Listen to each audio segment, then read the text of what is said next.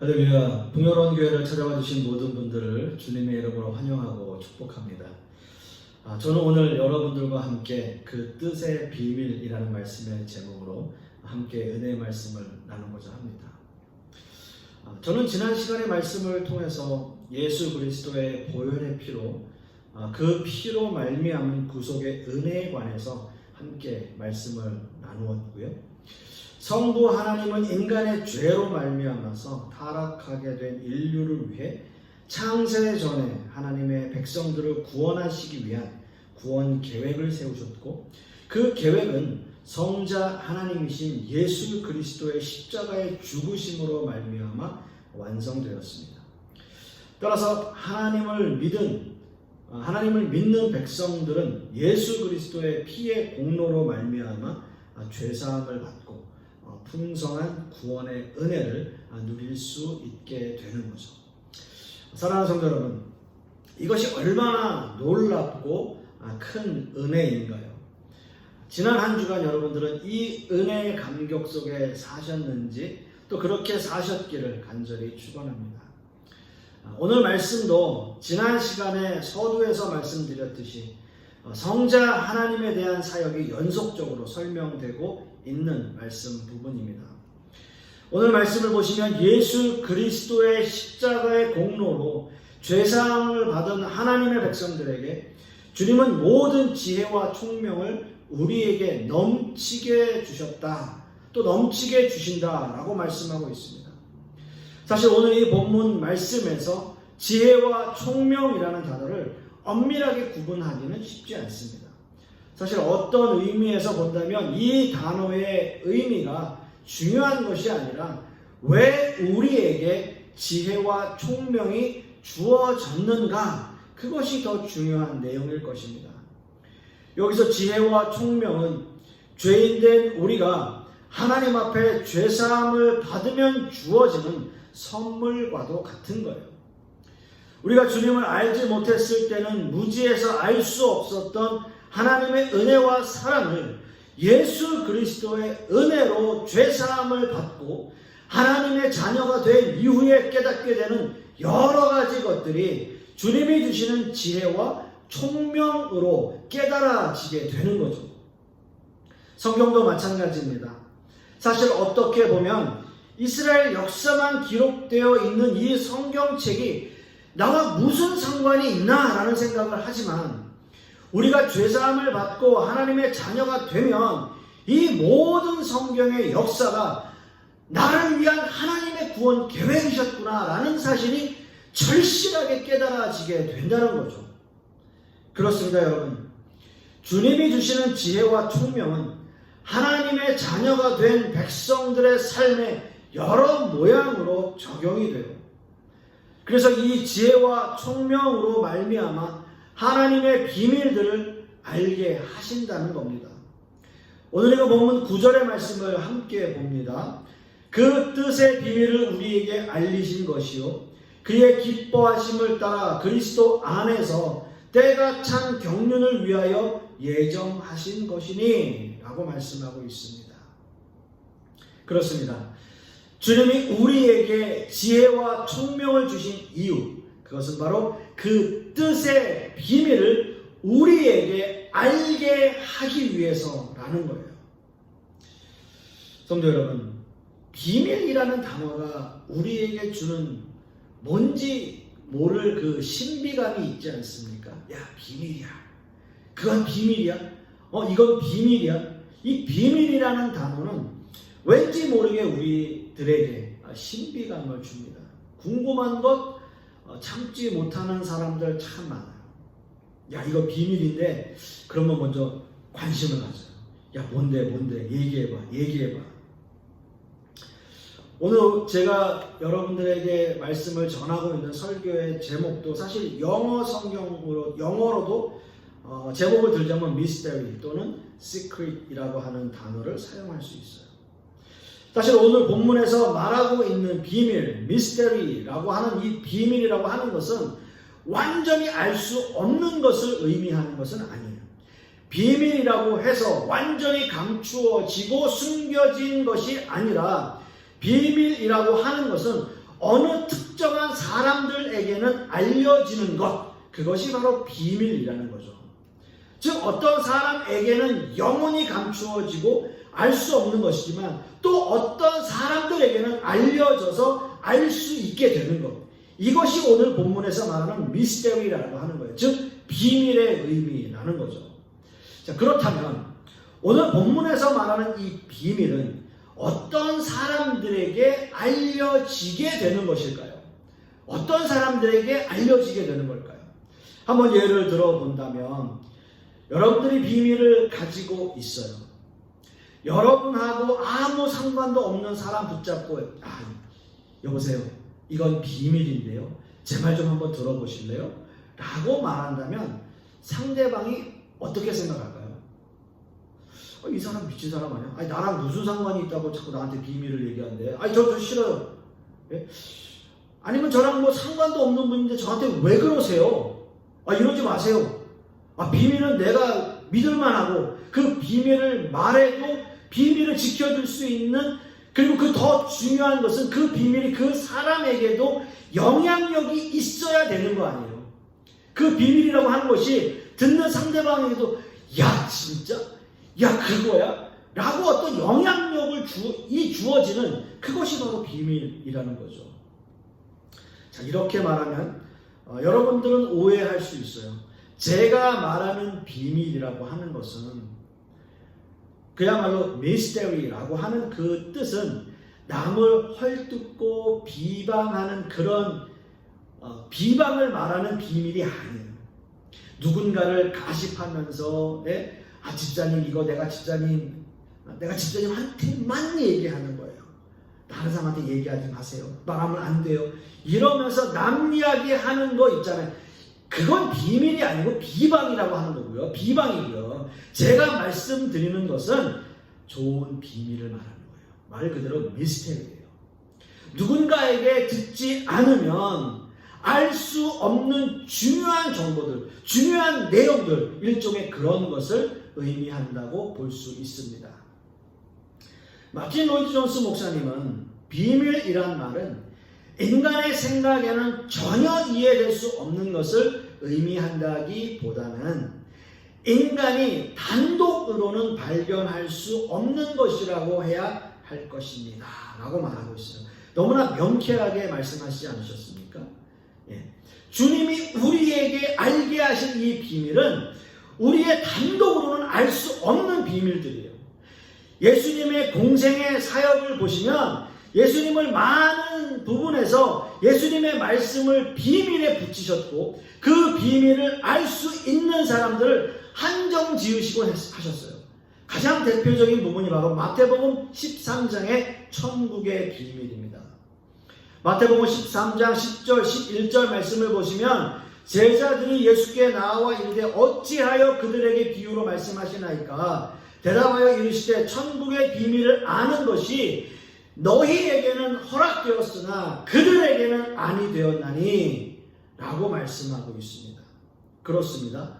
그 당시 많은 무리들이 예수님의 말씀을 듣고 있었습니다.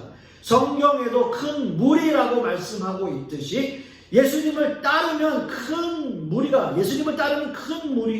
함께 예수님의 말씀을 들었지만 그 무리들은 예수님의 말씀을 이해하지 못했습니다. 왜냐하면 그 말씀 속에 비밀이 있었기 때문이에요. 그 당시 예수님의 말씀을 들었던 수많은 군중들 중에는 바리새인들, 서기관들, 종교 지도자들이 함께 있었습니다. 세상적인 지식으로 한다면 높은 경지에 있는 사람들이 많이 있었어요. 물론 성경적으로도 구약 성경을 아는 사람들이 많았어요. 하지만 그들은 예수님의 말씀을 이해하지 못했던 거예요. 천국에 대한 말씀은 비밀이었고 그 비밀은 제자들에게만 알려주셨던 겁니다. 그렇다면 제자들이 알게 된 이 비밀은 그들만이 간직한 채 끝나는 것인가요? 그렇지 않죠. 이 천국의 비밀은 모든 믿는 자들에게는 더 이상 비밀이 아니라는 거예요. 예수님을 믿고 주님을 나의 구주로 영접하고 하나님의 자녀가 된 사람은 더 이상 하나님의 구원 계획과 천국이 비밀이 아니라는 겁니다. 이렇게 어마어마한 비밀을 간직한 예수님의 제자들을 통해서 이 복음이 퍼져 나갑니다. 구원과 천국의 비밀은 예수님의 죽으심과 부활 사건 이후에 세상에 널리 퍼져나가게 됩니다. 이렇게 예수 그리스도의 복음은 전파되어지고 세상 가운데 하나님의 비밀들이 선포되는 겁니다. 그러나 그 비밀들이 선포되어지지만 예수님의 말씀 선포를 이해하지 못했던 수많은 군중들처럼 지금의 많은 세상 사람들도 선포되어지는 비밀스러운 복음의 메시지를 다 이해하지 못하는 거죠.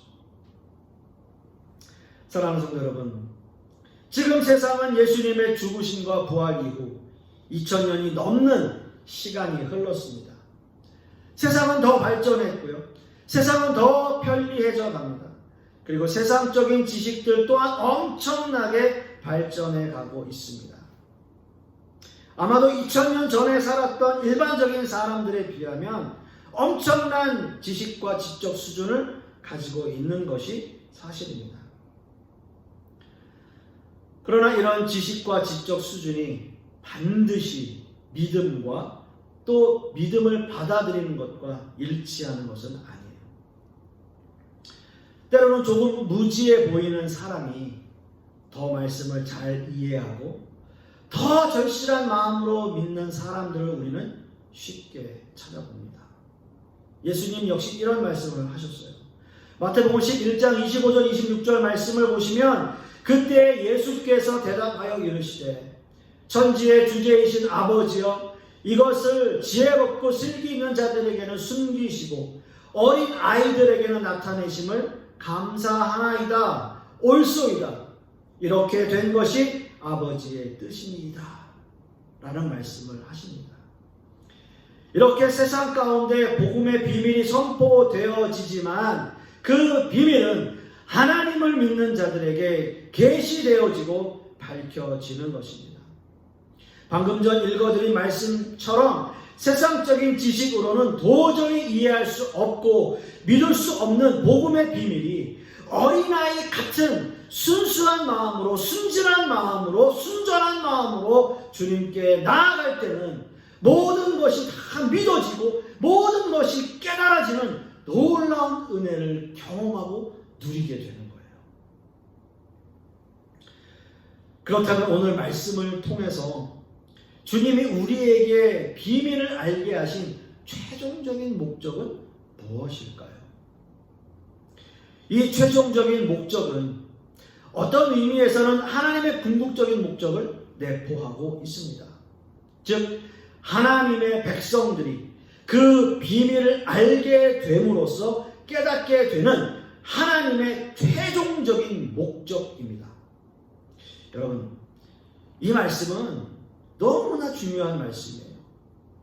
우리가 알게 되는 그 비밀이 결국 하나님이 어떤 일을 하실 것인지 알게 된다는 의미 아닙니까?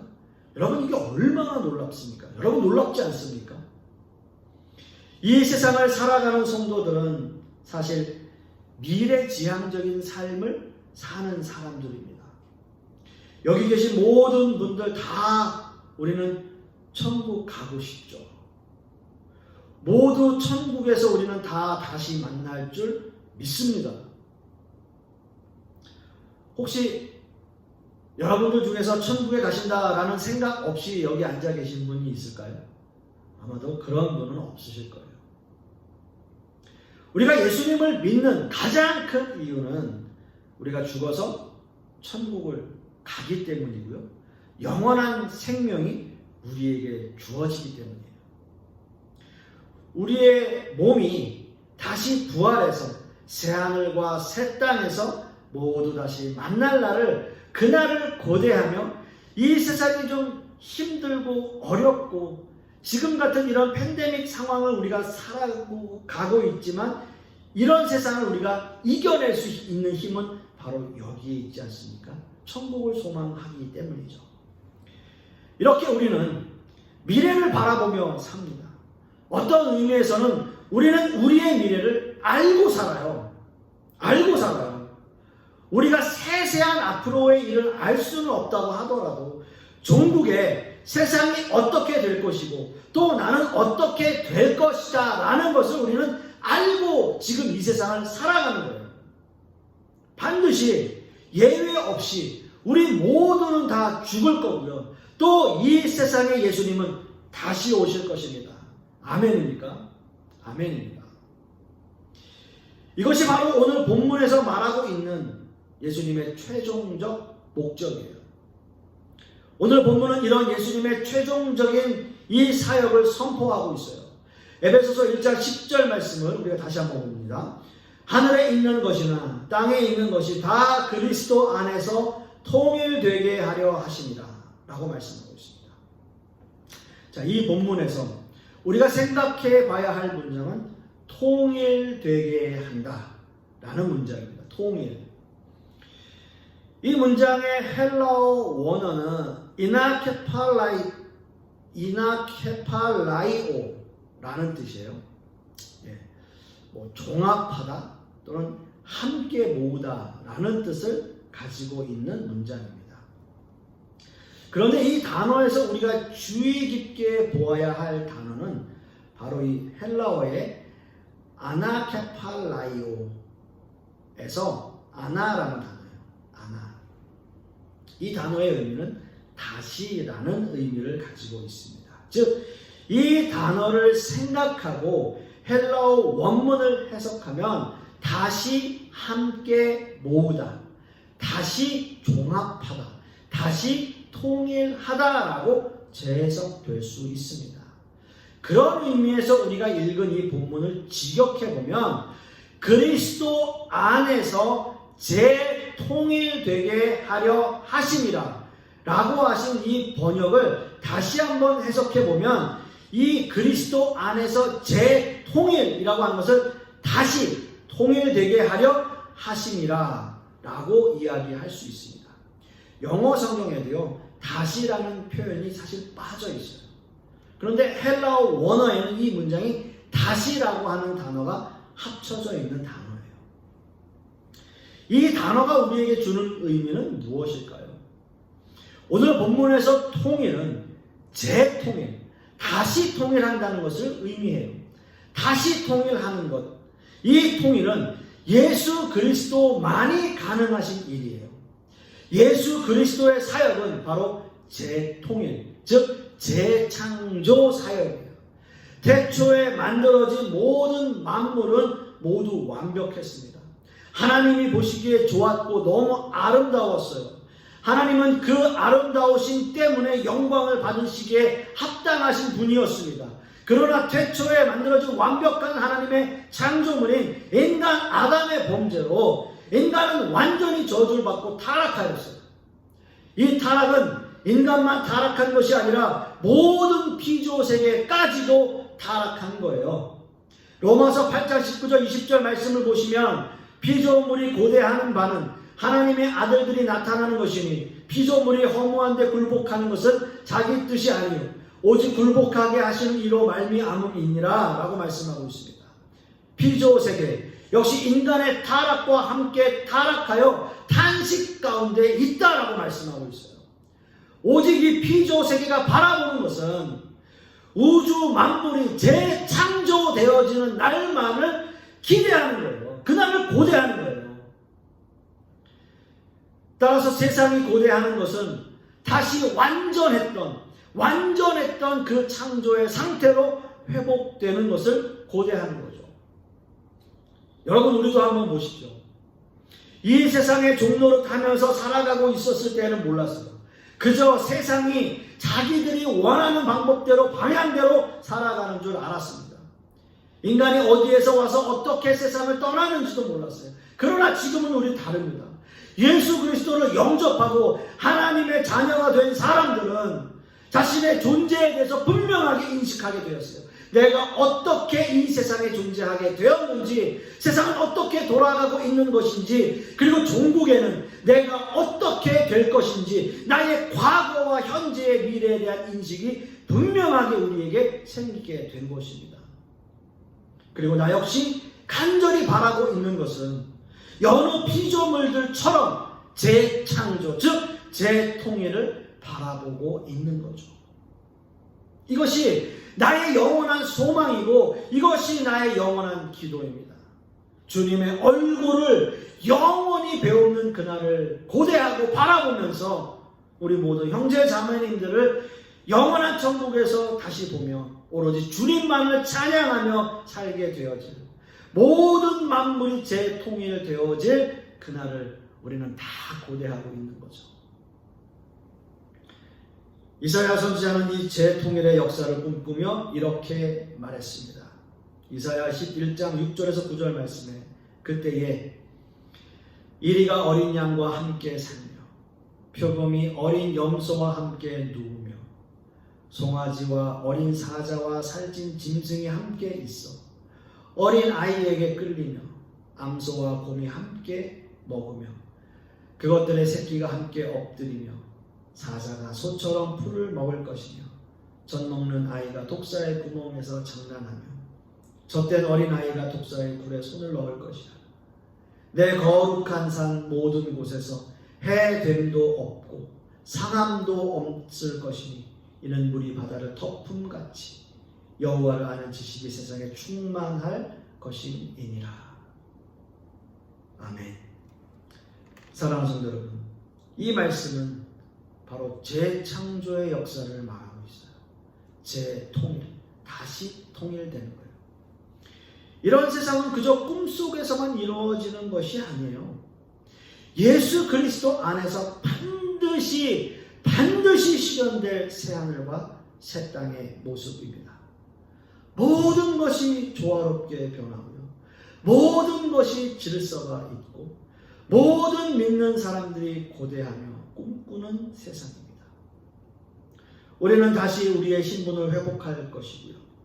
하나님이 인간에게 주셨던 만물을 다스리는 권세를 회복하게 될 것입니다. 여러분, 이 영광을 누리고 싶지 않으십니까?